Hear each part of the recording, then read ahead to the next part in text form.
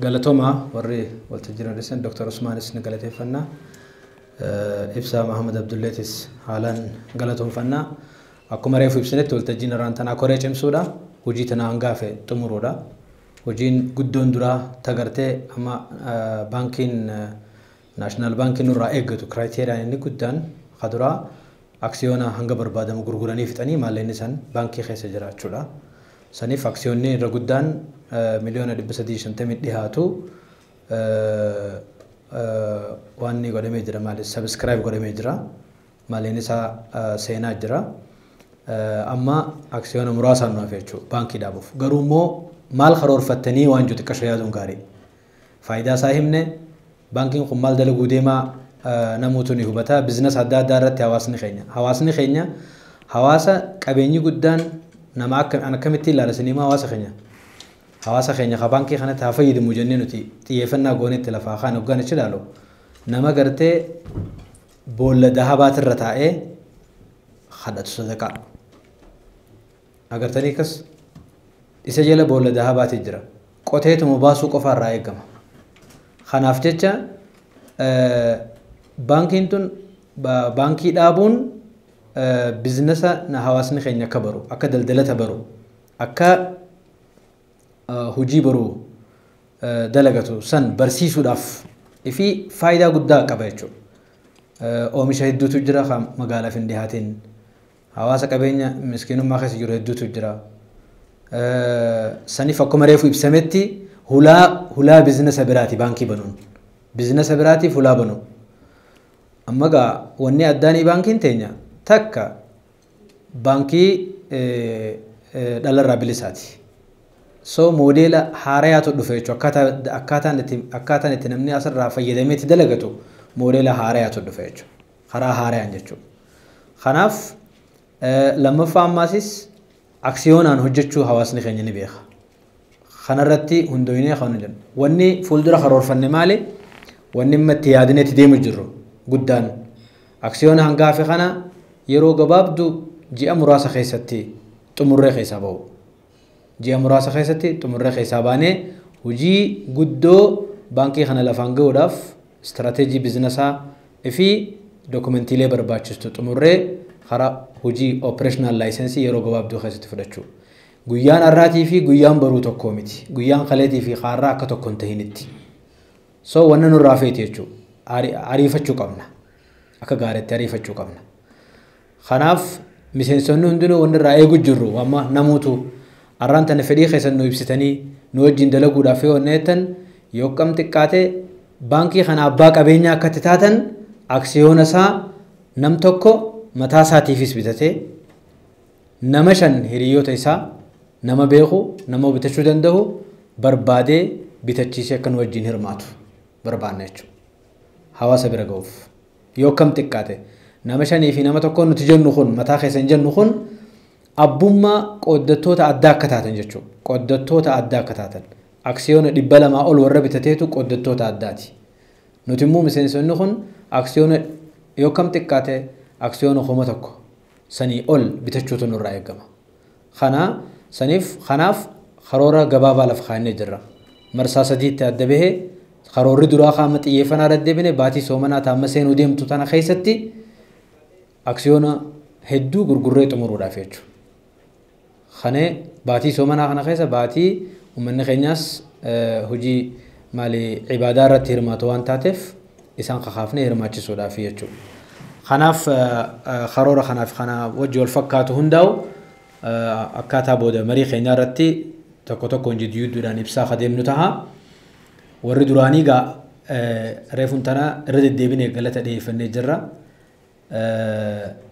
Wanni guddaan keessattuu sagaleen nuti dhaga'uu barbaannu har'aan tana namoota waltajjii kanatti nu hirmaadhaa jennee affeerranne. Koottaa nu wajjin abbaa waan kanaa tahaa jenne. Bakka jirtanitti duraanis yaada keessan keessa duraan ture. Akka wanni kun galma ga'u fedhiis qabdan, jaalalaas qabdan, quuqamaas qabdan. Waan kana akka nuti isin affeerree kabajnee isin affeerratti isinis waan isin dhagaamu waan isin hin galin gaafii qabdan ifi murannoodhaa fi kutannoo qabdan waltajjii kanarratti ifanuu gootanii achi booda akkaataa itti waliin hariiroo teenya cimsine hojii walii kanine itti hojjennu promotora ta'uun hojiidhaan hojjenneeti tahuu qabna waan jechuu lafaa qabna jechuu waan akkanaa tanatti nama afeeranii osoo hin tahin namaatu kadhatee seenuuf tattaaffii godhuu qaba dubbii biizinasa waan taateef jecha garuu hawaasni keenya waan ganaa ta'eef jecha bifa kana deemuunis waan rakkoo uumu waan hin taaneef akkaataa saniin itti deemaa jirra kanaaf keessattuu warri duraanitis yaada dabalataa yoo qabaatan irratti hidhuu ni dandeessan keessattuu warri haarayni waan kanarratti isin afeerra kanarratti isin dhagahame gaafii qabdan waan isin hin galin hundaa'u ibsuu ni dandeessanii yaada juun qaba waltajjii gama keessanii deebisa jechuudha obboleettii teenya irraa eegalla Saaraa. Namni biyya biraa qaban sheerii bitachuu hin dandeenye waan jiru irratti waan ka'eetu ture garuu gaafa san baankiin amma seera jijjiiraa jirti waan jedhan takkaas haasawamee jira sanii wal qabatee wanni naa ibsuu dandeessan maaltu jira jeetiin gaafachuu barbaade. Gaafiin dhiyaate namoonni jiraattonni biyya alaadhaa aksiyoona baankii bitachuu danda'e kan jiru. Itoophiyaa keessatti investimentiin jiru hedduun isaa namoota biyya hundaatiifuu banaadha. Baankii malee baankiin nama hundaafuu walqixa banaa miti. Namni jiraataan biyya aksiyoona bitachuu danda'a. Jiraataan biyya alaa jiraata biyya alaa ta'ee ID wahii ka qabu garuu dhalootaan Itoophiyaa irraa akka ta'an isaan foreign exchange bitachuu qabanii yaada jootu jira. Inni sadaffaadhaan nama dhalataa biyya biraa baasaboora biyya irraa qabu sun immoo akkuma bitachuu hin danda'u. So isaan deliberately akka asittiin hirmaanne baankiin biyya alaatti Itoophiyaa keessa dhuftee hojjechuu hin dandeessu. Namoonni aksiyoona baankiilee bitachuu hin danda'an namoonni dhalootaanis jireenyaanis paaspoortii isaanii baasaboora alaa taanaan yommuu dhalootaan Itoophiyaa ta'anii baasaboorri ka alaa ta'ellee yeloo peepar moo waan jaaniin santu jira namni san qabu aksiyoona bitachuu hin danda'a hoggaa bitatu immoo maallaqa sharafa biyya alaatiin bitata sharafoonni kun sadiitu kaayame yuuroo paawundii fi doolaari sadan kana keessaa tokko bitachuu danda'anii so namoonni ID biyyaa qaban immoo keessattuu ibsi kun yaadni kun kanaan dura keessatti irratti maratamaa ture namoonni biyya South Africa fi biyyoota Arabaa jiran qarshiidhaan bitachuu danda'an because biyyoota kana keessatti biyyummaan waan namaan kennamneef namoonni biyyoota san keessa jiran ID biyya ifii qabatanii waan achi jiraataniif so haatiin kun deebisaa ni ta'a jeetii yaada. Akka waliigalaatti immoo waa'ee baankiidhaa baankiin akka qaroomaatti ilaalan namni baankiitti hirmaachuun abbaa baankii ta'uun namoota biyya san keessa jiran irraa steepii takka fuula dura akka nama tarkaanfatee biyyootan guddatanitti warri dinagdee siyaasaas waa hundaa'uu harkaa qabee deemuu jiruun warroota baankiiti. Isaan sun warri baankii qaban even biyya biraa hojjetaan baankiitiis abbaan qabeenya baankiitiis jiraataa biraarraa adda. Uffanni isaa adda, qabeenyi isaa adda, manni isaa adda. So baankar jechuun is very different namoota biraarraa. Gara biyya keenyaa waa dhufne hawaasni hangi ta'e bu'aa baankii gaarii beeka. Hawaasni kun immoo kan ammarraa dubbachaa jiru kun xiqqoo hirrinni ni mul'ata. Hirrina mul'atu kan immoo hirrinaa jiran jedhanii dhiisuurraa ittuma dhiibanii galchanii barsiisuun barbaachisaa. Namni sirriitti yaade qabeenyi isaa hunda hojii isaa biraa dhiisee yoo baankii ofirratti hirmaate bu'aan baankii irraa argatan bu'aa jabduudha.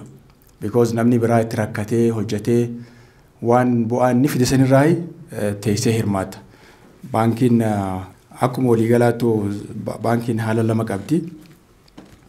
Baankiin gara European Bank warri jennuun kun abbootiin baankiitii fi baankonni fi daldaloonni biraa walitti makaman adda tokko ni liqeessa tokko ni liqeeffata.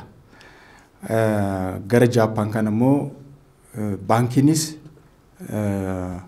biizinasiin biraatis waliin makamanii deeman. Kun maal yoo jiru fakkaata biizinasa immoo nuti moodeela irra yaadaa jirru kana interest free banking kana wajjin hedduu wal fakkaata. So baankii fi biizinasoonni biraa indastiriis haa ta'u sarviis haa ta'u qonnaas yoo ta'e hojiin sunii fi faayinaansiin sun wal makanii waliin deeman. Kun egaa adeemsisaa karaan xiqqoo dheeraa ta'uun oolu of course karaan dheeraanis gabaabummaan eegalama itti seenuun dirqama hedduu barbaachisaadha. Nuuf immoo warra ganaa baankiitti seenuu jiru faayidaa baankii kana tokko baankiin akka biizinasiitti ilaaluun barbaachisaadha. Lammaffaa immoo biizinasoonni hundinuu isaan duuba kan jiru meegaa piroojeektii gurguddaa hunda duuba kan jiru baankiidha. Dhuunfatti namnummaan maallaqa gahaa qabu hin jiru. Fakkeenyaaf ammoo piroojeektii tokko ka hedduu bu'aa qaba jennee yaadnu yoo jiraate akkamitti daleeyna. Maallaqa guddaa barbaada biliyoona 5 barbaada akkam gooneeti waan sana uumna. Bu'aa akkamuu qabu ni beekna. San yaaduudhaaf dura waan madda faayinaansii ta'e kana akka baankii qabannee taa'uun hedduu nu barbaachisa. So guddinni immoo daldala malee yookiin indastirii malee itti dabaluu hin danda'amu saniif faayinaansii murteessaadha. Sadarkaa sadaffaatti kan hin ilaalu maali xiqqoo booda mootummaan stock market biyyatti ni eegalachaa jira. Namni kaampaanii adda addaatti sheerii akka qabaatu. Sheeronni kun eessatti gurguramanii baankii keessa gurguraman. So baankii kana dursinee qabachuun biizinasoota fuuldura uumamanis kanaan dura uumamanii magaalaa dhufuutaan hunda keessatti hirmaannaa akka qabaannu waan nu goosisuuf qophaa'anii eeguun murteessaadha. So baankii qabachuu jechuun biizinasa hundaa'uu qabachuu ta'uu isaa namni hubatee itti hirmaatee hojjetee yoo itti deeme keessaa bahuu waan hin danda'amne hin jiru. Gaheen koree tanaa hedduu gabaabaadha. Baankii dhaabeetuma isaa dhaabbachuudha. Sana booda baankii abbaa biraatti dhufa. Ka gaggeessaanis ka biraati. Gaggeessaa sanillee horii maaneej godhu ka biraati. Gaggeessaan pirezidentii fi istiraakcharii isaati. Lammaffaa immoo akka namoonni abbootii bakka bu'anii hojjetan miseensota boordiiti. Rooliin keenya maal jechuun hanguma baankii kan dhaabnuuti. So gaafii takkaatu haa hangam takka baankii geessuu dandeessanii hajoo kaayoon keenya gaggeessuuf osoo hin ta'in dhaabuu qofaafi.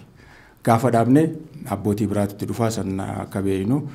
Of course egaa sheerii hangamaa gurguruu keessatti namoonni murannoo gaarii qaban ni jirani. Fakkeenyaaf akka Sheekh Abdallaa qarshii miliyoona takka qabaachuu ture. Akkaawuntii isaarraa miliyoona takkitti akkam jirutti sheeriitti bitate. So bakka lamallee hin goone. So murannoo kanaattis ni jirti. Ammallee hangaan qabus kana eegaan bite booda. Inni amma fakkeenyaaf nu biratti 001 jenneeti shareholders galmeessinee jira. Nama dura sheerii bitate maallaqa qabu dhuunfatti baasee akkasii muratanii yoo deemame yeroo gabaabatti keessaa bahuu na fakkaata. So nu hundinuu itti muranneetuma deemuu nu barbaachisa. Garuu diaasporaa guujaame maali lammii Itoophiyaa ta'uu karaa gartee foreign ministeriin ministeera hajaa alaatiin kaardiin isinii kan namni jira yoo kaardii san qabaatte bitachuu dandeessa gin haalli itti bitattu qarshii miti san clearidha. Namni biyya alaa jiru hundaa'uun diaasporaa baankii jaanii amma dhaabu jira yeroo gabaabduu keessatti beeksisni isaaniitis deemaa jira jechuudha. Namni lammummaa biyya tanaa hin qabne lammii biyya biraa ta'e bitachuu hin danda'u. Tabiraa wanni guddoon baankii dhaabuudhaaf nama barbaachistu maali mul'ata gaarii qabaachuu. Maallaqa qabatee namni mul'ata hin qabaanne maallaqni isaa bakka malatti bade. Kanaafuu koreen irraa asitti argamte tun mul'ata tokko qabaachuu qabna. Karoorri qophaa'ee jira. Warri nu dura irra laffaatanis hedduu galatooma.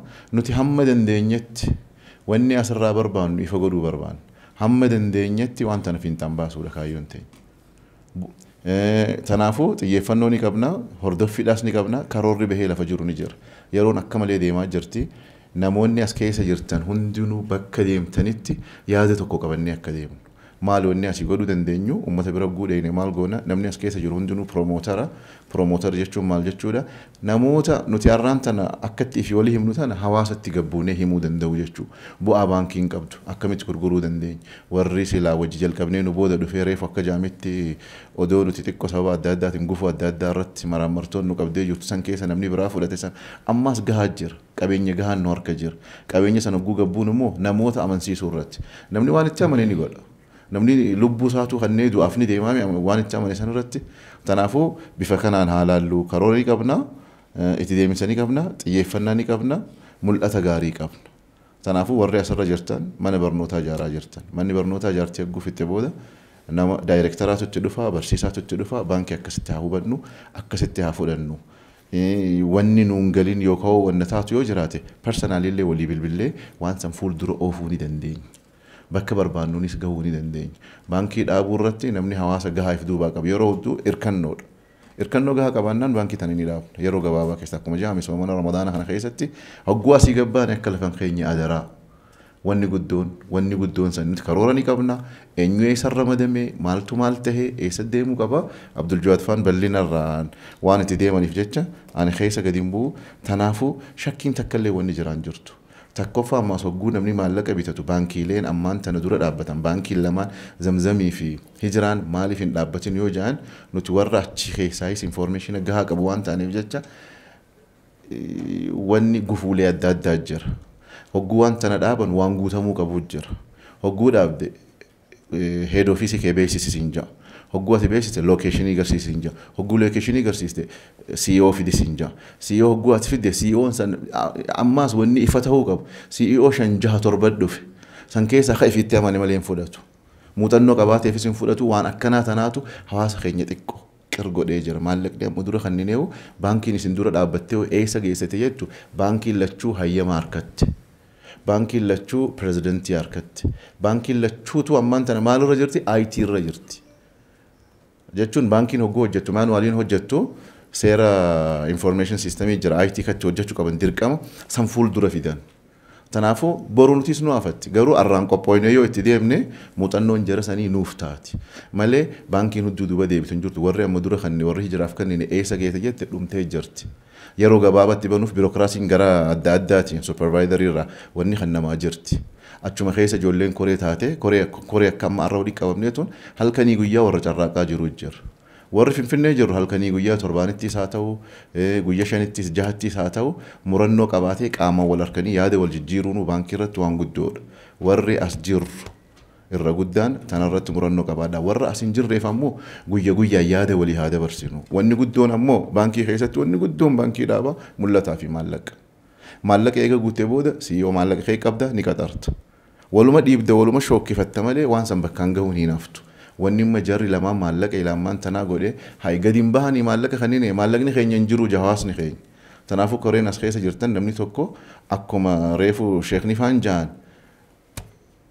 qabeenya qaroome jechuun baankiidha sanaafuu qabeenya qaroome kana keessa nutis qooda keenya haa fudhannu irratti haa hirmaannu guyyaan haa hojjennu gizeen hin jirtu akkuma reefu jaame biyya teenya keessatti oomishni kara lama gannaa fi bona qaba ganna irratti namni ifiifuu haaluma qilleensaa wajjin ni rincica garuu akkas jechuun qabeenyi hin jiru jechuu miti ni jira nama maallaqa qabu kabakkatti geessu wallaalifaa jira yoo si amane immoo guutuu akkuma reefu jaame miliyoona tokkicha qabu san kanne ka miliyoona san caalaa kan nuuf jira tanaafuu wanni hafe waa xiqqoodha fakkeenyaaf namni yoo walte miliyoonii 500 hedduu miti amma immoo akka Itoophiyaatti WTO World Trade Organization dhaabbata nagade addunyaadha waliigaltee jalqabaa mallatteessitee jirti Itoophiyaan baankiileen biyya teenya keessa jirtu hundinuu yoo baankiin takka olluma keenya kanarraa yoo dhufte cufa liqimsiti sadarkaan ammaan tana satisfactory yookaan gartee faayinaansiin teenya eessa geesse riippoortiin jettu yoo dhageessan namni mana kana keessa jiru 150 geenye 30 irra jirti baankiin ta mootummaa jii ta dhuunfaa jii wannummaan tonuunti dalagamte satisfactory 30 irra jiran qaceellotti hubadha tana keessaa qooda fudhachuun dirqama ganaa biitituun gara ikonomii gara faayinaansiitiin hin tuqamne itti haa deemnu taafte immoo Abdul Jawaad Fattiin deebisaa isaan bal'inaan itti kennan. Galatoomaa gaariidha carraa kana uumanii walitti deebi'uuni waan quuqaa citee nu keessa tafedha dhimmi baankii kana an amma koreelee haaraa irratti wantoonni yaada qabus jira wanni namni akka gaafetti qabutu jira capital mobilization plan amma barbaachisummaa isii irratti waan nuti ixanii jirtan action plan kan qabu time bounded kan ta'e yeroodhaan daangee hataa jechuukooti haala kamiyyoo deemne kaapitaala hafe kana hojii amma sheerii gurguruutu irra guddaan hojiin hawaaseessuu wanni jiru sun hojii kutaaleen hawaasaa garaagaraa hundi akka irra hirmaatan godhuudhaati. Isa kanarratti immoo wanni immoo hawaasni kun akka irra hirmaatuuf keessaa qooda gahees baachuudhaaf dura qooda keessaa qabaachuudha. Carraa kana isa bira geessifnee amansiifnee akka inni bu'aas taatu as keessaa qooda fudhatu sana booda immoo erga qooda fudhachuudhaaf seenee booda gahee baachaa deema namni tokko yooni fammaan tana sadarkaa ta'e tokkotti waan ifii bite qarshiin isaa sun qabamtee akka teessu hin barbaadu san booda dirqamoota inni ofirra kaayuu fi nutis itti qarruutu jira dirqamoonni sun immoo deemeet fakkaataa isaa isa jalatti neetwoorkii goonee maap goonee bifa saniin akka gahee isaatti achi keessa baatu wanni kun waanuma promootoroonni kun qofti hojjetu osoo hin taane waan hirmaannaa uummata guutuutiin ammoo social mobilization just to mobilize that capital plaana mataa isaa barbaada amma sila koree haaraa biraa maaltu na gammachiisa karoora ka'umsaa wayii tokko jee soomanaa jenne maali wanni jee soomanaa amman tana koreen bifaaraan hundaa'uunsi irra deebitee gurmaa'uunsi amma yoo jenne waan nuti ta'e jennee filanne osoo hin taane bakka jirurraa muyne amma damma'inedha waan ta'eef jecha carraaleen nuti ji'a soomanaa kana keessa qabnu maali jennee addaan baafnee uummata mobilaayiz godhuudhaaf carraa nuti qabnu anamma isa karooraa kana hoggaan akkas gaaffii godhee isin dhiisu wanti namni dura godhe tokkotu jira fakkeenyaaf akka godina keenyaatitti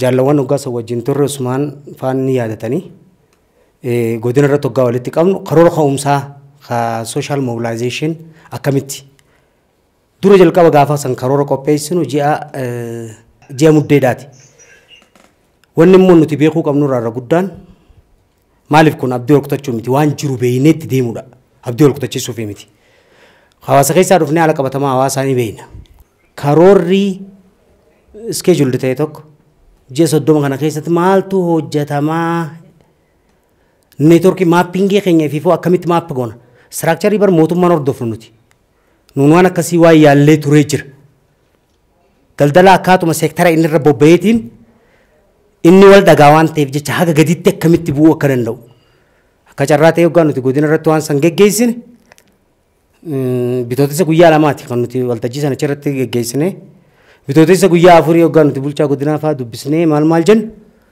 koronaan dhufe jedhanii wanni hundinuu firiis taate nuti wantoota amma assignmentii uummataa guddaa nurra jiru kana amma dura jaallawwan haguma yeroo sanitti barnoota barbaadamu hawaasa keenyaaf barbaadamu kutaa 11 kutaa 12 maal godhan aksiyoona keessatti hojii gurguddaa barra Haile Sillaasee barra sirna fiwudaalizimiiti barri dargiidhaa kooministiidha aksiyoonni jalqabaa kan jalqabame biyya tana keessatti gama baatiin qaanqeen achii qabatte san diinaan feetoo haadhaamtu ammas dhiiraa jira ammas nama baratee jira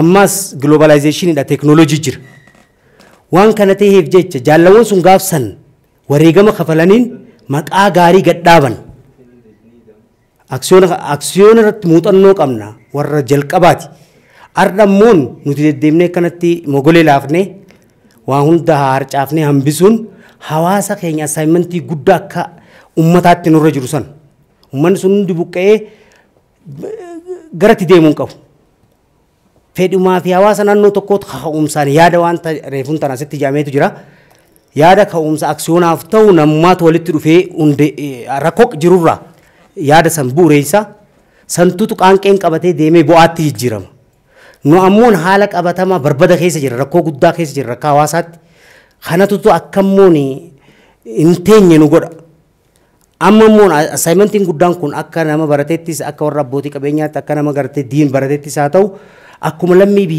biyyaa tokkottuu rakkoon qa'ee san jirtu abbuma qa'ee san jiruuf assaayimentii guddaa taati waan ta'eef jecha itti gaafatamummaa guddaa akkasii nurra jiru firratti beeynee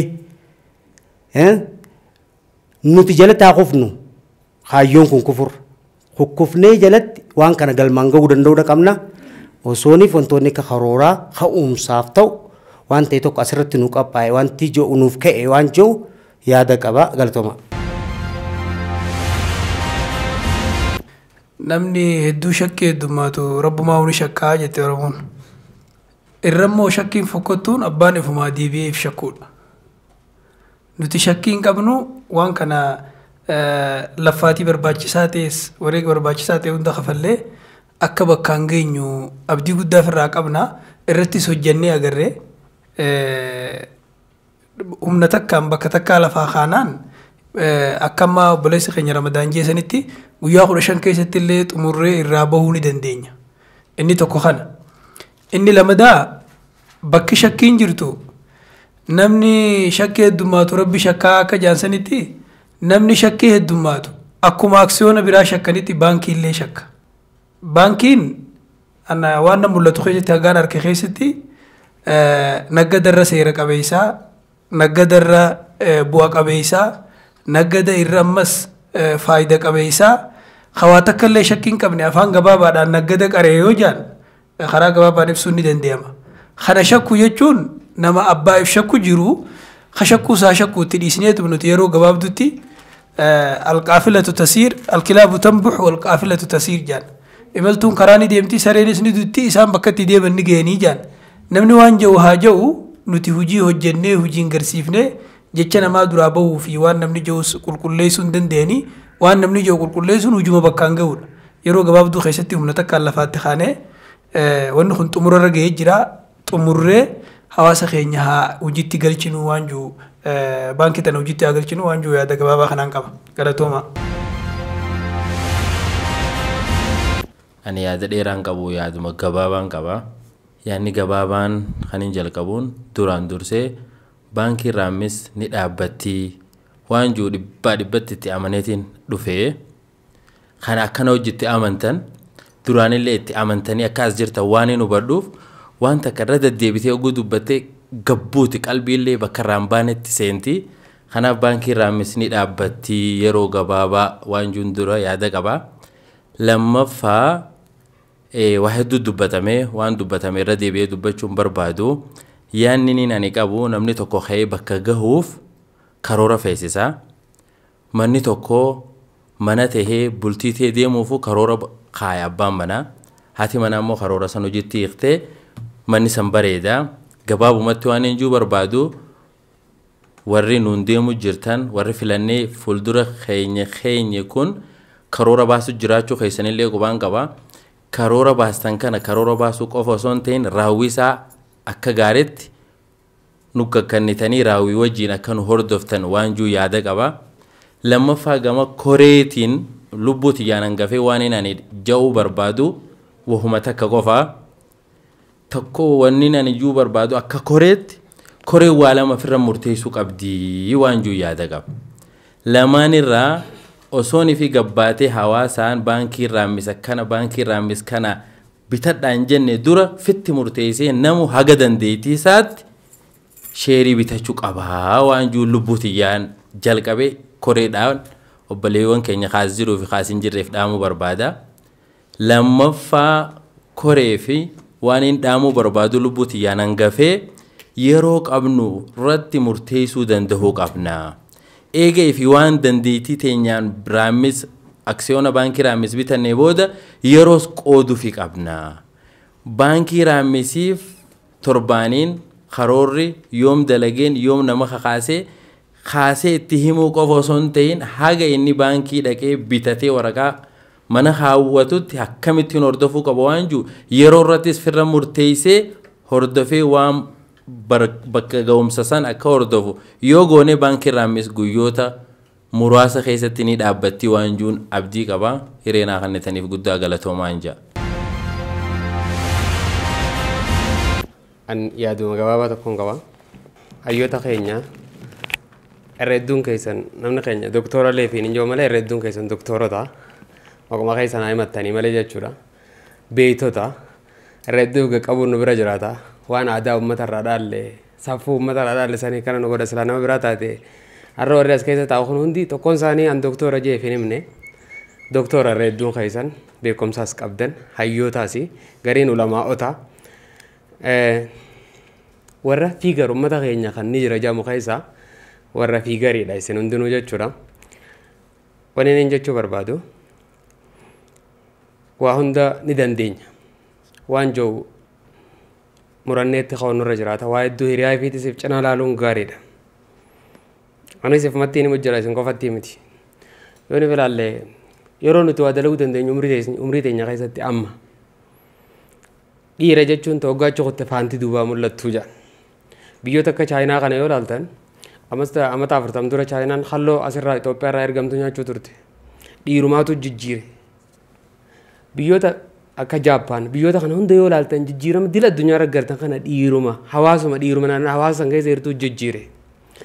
Uummanni keenya wanni takka mee isin waan achiistu laala sadarkaa biyyuma tana keessatti uummanni biraa irra jiruu fi uummanni keenya irra jiru eenyu dhiirtitti eenyu. Fakkeenyaaf deengada Somaalee irraa uummanni keenya buqqee suunii wali guuraa turre gargaaraa turre iyyaa turre. Arras kun akkana akkas taa'aa iyyaa turre. Borus wanni isinii galuu qabummaas wanni nuufis galuu qabu nuti hundi kaayyootaatti uummanni hoyyoo nuti bu'uura isaarraa jijjiiruun eegalin borus numa iyyaa iftaanis numa iyyaa iftaan taanis numa iyya. Uummata keenya jijjiiruun nuu kana eeggata. Nuu kana immoo harree eeggatuun addunyaa irratti waa lamaa waa jijjiiraman. Yookaan poolitikaan jijjiiraman yookaan diinagdeen jijjiiraman manni tokko. Yoo diinagdee harkaa qabaate poolitikaallee harka galfachuu dandeessa. Yookaan poolitika harkaa qabaachuu yookaan diinagdee harkaa qabaachuu. Uummanni lachuu yoo wajjin qabaannee hundaa turre hedduun jechuudha. Saniif uummanni nuti wanni guddaan qofaatiin hawaasa keenyaa akkuma argatan kana diinagdee keessan jiran meemma fakkeenyaan isinii godha. Baasota dila biyya tana keessa jiru keessa uummanni keenya hangam takka mala sheeruma maqaa baasiin biyya tana keessa gurguramtu laalame. Baankii 20 olii tuttummaan tana dhaabbatu jira. Tana keessa uummanni keenya jira. Gaafa diinagdee tanaan kufne eessa dhaquu ta'a uummanni keenya. Wanni jiru nuu kana nu yaachisu qaba. Yoo xiqqaate baas 50 olii tutu biyya tana keessatti sheeriin isaa gurguramte uummanni keenya nam takka keessan jiru. Baankii tana guyyaa dhaabne irraa kaasanii namni nutti horiyaa jiru uummata keenyaa miti. Hin dhageenya uummanni keenya sheerii bitamaa. Nama biraan nutti horiyaa jira. Ilmaan shan fidattee dhufte dheengaddaa takka irratti. Ilmaan kiyya shanii fuunaa naaf godhi. Baankiin baratuun tadhala alaati. Nanna quusan keessa. Tadhala alaati mita feete taatu nanaqi. Akkam gootame. Namni biraa guutu kadhuf. Akka baankii tana banneen. Warri dirijitiin takka dhufanii cinaa miliyoona 500 irraa cinaa takka nuuf kafalaa nuun jaanii turan. Lakki akkasii miti baankii hawaasaa godhuu barbaadna dhaabaa jenneenitti isaan ofirraa jalaa calleessine. Hawaasni keenya gisee itti gaddeebine immoo waan kana nuuf haamuu hin dandeenye irra hedduun. Wanni barbaadnu wanni nuti jechuu barbaadnu uummata keenya nuti baankii tana keessaa humaatii isin harkateen biizinasiin keenya illee akka fedhe haa ta'u garuu akkamitti xiqqollee taatu dorgommii dila jirtu tana keessa akkamii hawaasa keenya dandamsiisuu dandeenya. Qotatanii dalagatanii jaartii bulchanii malee namni nagada keessa seenee yookaan karaa waldee anjaaraman keessa seenee jiruun jiraatti jechuun manna keenya hin galleeffamma tura. Yoo nuti kun waan kana jijjiirre akkamitti jijjiiramuu danda'a. Jireenya mataa keenyaa qofti jiraachuu ni danda'a namuu biddeen abbata akka nyaannaa ni nyaanna akkamitti jijjiirra uummata kana mee isin yaachistu. Haya gara baankii Raammis irratti hoggaanas deebi'u yoo baankii Raammis takkatti tan amma nuti hangimmas jiru kun dhaabne waan biraatis dhaabuu dandeenya. Waa hedduu dhaabuu dandeenya. Baankii Raammis ammoo waan takka kanneen dhibbatti isin himu baankii Raammis an qofti niin dhaabee lafa ol ka'e. Itti ka'een jiraas niin dhaabaa waanu yoo feetan isin nuun go'uu niin dhaabaa waanu inshaallah waan akkas jettuu na keessa jira. Garuu yoo wajji taane irra ispiidii teenyaas ta'uu dandeenya irra hawaasa keenyaas faamsiisuu dandeenya hayyoota dira kana odoo qabnu hawaasa kana ajjeefnee gubbaan teenyu nutiin kun hawaasa keenya kana mee mataa walitti haa qabnu haa fahamsiif haa hubachiif waan kanaan nuti mataa waliin nu qaba diinagdee teenyaas mataa walitti qaba magaalaa takka dhaqeetiin Oromiyaa tana keessa durataa isii yookaan bulchaa kantiibaa isii dubbisnaan maal nuun jee wallaahi baankileen kontiinaraan asirraa maallaqa fe'uu jiran garuu kontiinaraan asirraa fe'uu jiraatanillee tokkoon isaanii karaa isinii tolchinallee nuun hin jaan rakkoo nuti qabnu akka hawaasummaa qabnu tokkoon isaanii nuuf furuu yaadanii jaan waan abbaan ifiin godhin eenyuun namaaf yaada kanaaf rakkoon hawaasa keenyaa diinagdeerraa furamti wanni hawaasa keenyaaf yaaddan toltuu yaaddan hundi yoo diinagdeen hin jijjiirin diinagdeen ammoo siistamni gaafa dura uummanni keenya amma gizee asirraa bakka qotatu dhabe bakka biraa dhaqa oromiyaan ballo jechaa hin jirtu immoo oromiyaanis eessa dhaqa uummanni kun atiis ilmaan horu jirta eessa dhaquutaa ilmaan kee kun laala biyyoota akka Awurooppaa kana karaa isaan deemu jiran addunyaa karaa isaan deemu jirtan beektan isin harraayyoota wanni isin gaafadhu haramii uummanni keenya kanaaf fuuldurri eessa ta'u ta'a yoo ilmaan horu jiru kun haram deemu ta'a gizee hunda taa'ee iyyuudha mee waan biraa yoo dadhabne ijoollee teenya iyyansa keessa haa baasnu haye kanaaf uummanni keenya ammallee yoo waldayaan har'a kun dhaaba feete yoo kontineera tokkoon asirra dhaabbaddeette mootummaan waldayaan kottaa siin jetti akkasuma akkasii miti uummanni keenya waldayni ijaaruu irraa quban qabu eenyu quba qabaachisa kana namni waldayaan jaarate waa hunda guuree fixe baas guuranii fixan waan adda addaa guuranii fixan gamoon magaalaa tana keessa ijaaramte waldayaan jaaramaan jirtu yoo ni filaaltan magaalaa tana keessa dachiin dilli hiramtu tun dachiin dilli fuuramtu real estate wanni adda addaa kun waldayaan godhamaan jirtu uummanni keenya haala keessaa namni tokko jira eenyu keessaa qabna eenyu hawaasa kan dandamsiise yoo nuti kaan hin dandamsiif uummanni nuu kana if duraa qaba baay'ee ulfaadhaa galatooma assalamu